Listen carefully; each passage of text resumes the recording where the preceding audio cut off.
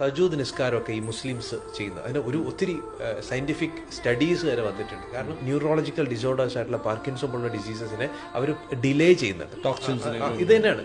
അപ്പോൾ ഇതാണ് റിച്വൽസിന് ഒരുപാട്. എനിക്ക് തോന്നുന്നു ഇന്നത്തെ ലൈഫ് സ്റ്റൈലിൽ ഏറ്റവും കൂടുതൽ ആൾക്കാർ അനുഭവിക്കുന്ന ഏറ്റവും വലിയ പ്രശ്നമെന്ന് ഞാൻ കാണുന്നത്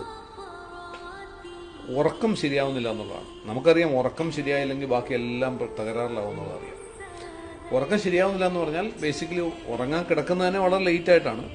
അതിനെക്കുറിച്ചൊക്കെ പലതരത്തിലുള്ള ചർച്ചകൾ നടക്കുന്നുണ്ട്. ഏത് സമയത്ത് ഉറങ്ങേണ്ടതാണോ നല്ലത്, 10 മണിക്ക് ഉറങ്ങണോ 12 മണിക്ക് ഉറങ്ങണോ, ഇങ്ങനെയൊക്കെ ഓരോരുത്തർ രാവിലെ ലേറ്റായിട്ട് കിടന്നിട്ട് ലേറ്റായിട്ട് ഉണരുന്നതാണോ, അതൊക്കെ എന്തും ആവട്ടെ. പക്ഷേ ബേസിക്കലി സ്ലീപ്പ് ബെറ്റർ ആക്കുക എന്നുള്ളത് ഇന്ന് എല്ലാവരുടെ ഒരു പ്രയോറിറ്റിയാണ്.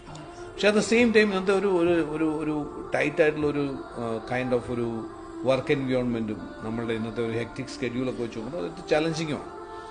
നമുക്ക് അത്തരത്തിലുള്ള ആൾക്കാരിലേക്ക് എന്ത് തരത്തിലാണ് അവർക്ക് ചെയ്യാവുന്ന എന്തെങ്കിലും